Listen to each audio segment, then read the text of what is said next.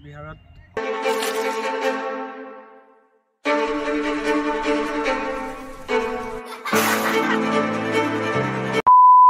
নমস্কাৰ, অন্য এটা ভিডিঅ'লৈ আমাৰ ইউটিউব চেনেললৈ আপোনালোকক স্বাগতম।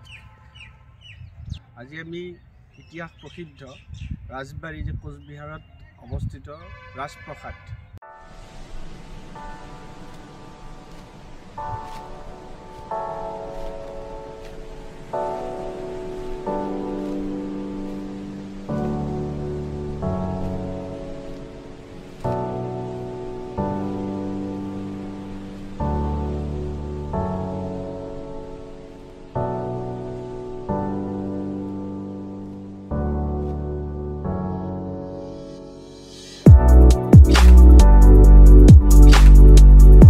ডাইনেষ্টি যেতিয়া কমতাপুৰ ৰাজ্যখন দুটা ভাগত বিভক্ত হৈ গৈছিল।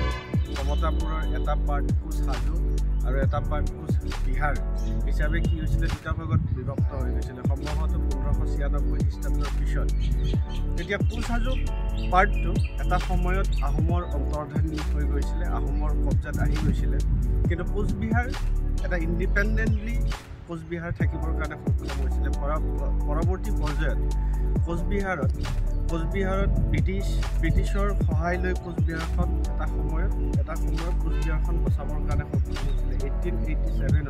সেইখিনি সময়ত নৃপেন্দ্ৰ নাৰায়ণ যি মহাৰাজ নৃপেন্দ্ৰ নাৰায়ণ আছিলে, নৃপেন্দ্ৰ নাৰায়ণে এই কোচবিহাৰত বৰ্তমান ৱেষ্ট বেংগলৰ পশ্চিমবংগ এখন জিলা আৰু ইয়াতে ৰাজবাৰীত কি কৰা হৈছিলে এটা ৰাজপ্ৰসাদ যি ইউৰোপীয়ান ৰেচম শৈলীৰে কি কৰা হৈছিলে, ৰোমান শৈলীৰে স্থাপত্য এই সৌধটো নিৰ্মাণ কৰা হৈছিলে। ইয়াত সেইখিনি সময়ত ৰজা মহাৰজাসকলৰ তেওঁলোকৰ যি মিটিং হওক সভা হওক তেওঁলোকৰ বিভিন্ন অনুষ্ঠানসমূহ এই ৰাজপ্ৰসাদটোতে কি কৰা হৈছিলে অন্তৰ্ধান কৰা হৈছিলে। আৰু এই ৰাজপ্ৰসাদটো আমাৰ গুৱাহাটীৰ পৰা প্ৰায় 330 কিলোমিটাৰ আঁতৰত আছে।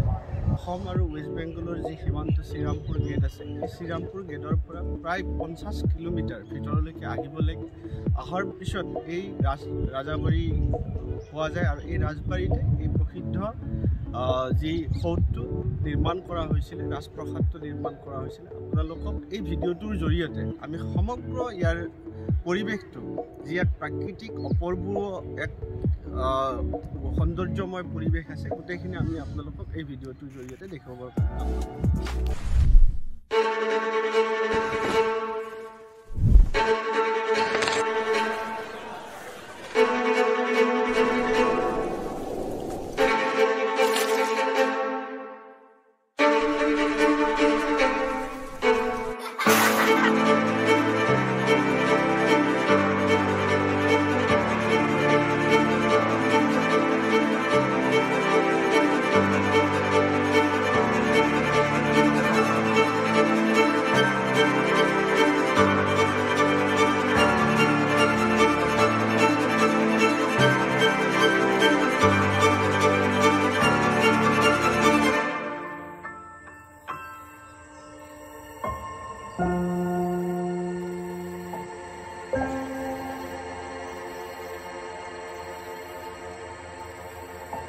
Thank you.